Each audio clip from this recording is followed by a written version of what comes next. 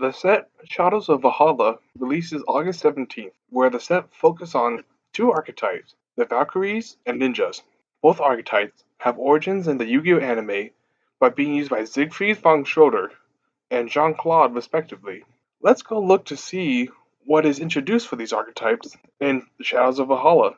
First of all, the Valkyries are a newly released archetype with focusing around continuous spell cards and maintaining field presence.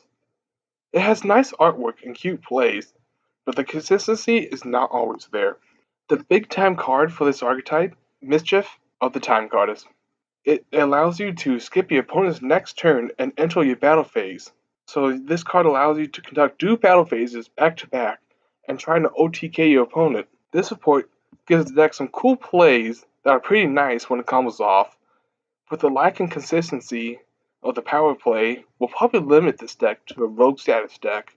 They have gimmicky plays, so at least they should be a playable deck for the casual market and for others that are interested in picking this up. Now let's look at the sport the ninjas. The ninjas are getting a new boss monster, and a link monster in Ninja Grandmaster Saizo, where it lets you set a ninjutsu art card from your deck.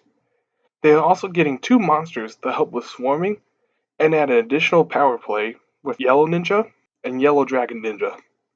The ninja monsters are a nice addition, but the link monsters needs to add more.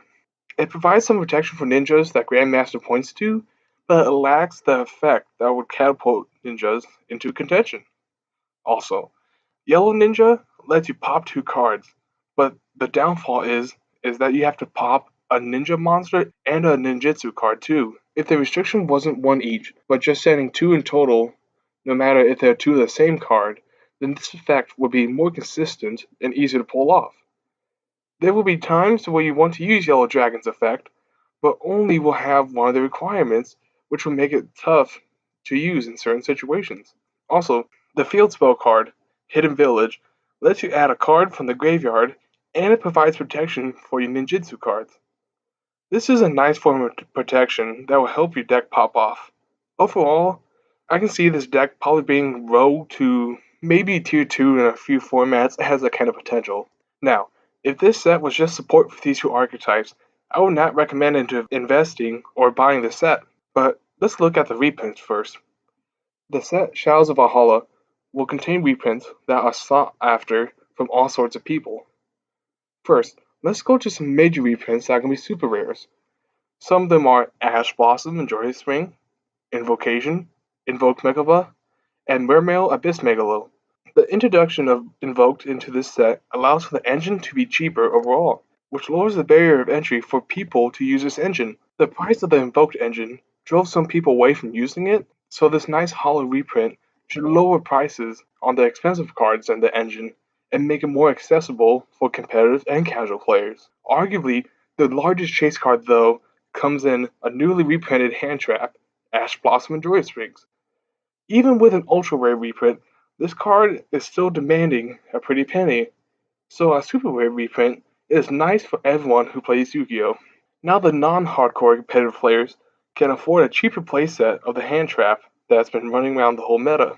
Also, being at lower rarity will allow for it to be pulled more often, and in return, more and more players will have access to one of the most powerful hand traps. There's also a Link Reigns import for the Invoked Link monster that is a secret rare. This Link monster will add more consistency and be able to go into a Link monster more easily than before for the Invoked archetype, which gives the engine more chances to top at events due to the added consistency and power plays. There's also some nice rarity bumps for secret rares. Some of the secret rare bumps are Twin Twisters, Shaddoll Fusion, El Shaddoll Winda, and Jedi Knight Straff Knight are all getting rarity bumps. The rarity upgrades should pique the interest in all sorts of duelists due to the wide ranges of upgrades in all different kinds of archetypes. You have the staple and Twin Twisters and maybe Jedi Knight Straff Knight, but then you have a big Shaddoll following with Shaddoll Fusion and El Shaddoll Winda that'll get more duelists interested in buying this set. I can easily see these cards getting value over time due to this being the highest rarity of them out there. Shadows of Valhalla has okay support for the two main archetypes, but the reprints are something to be excited for. This, hands down, will be one of the top products with a Legendary Collection Kaiba and the Megatins for 2018.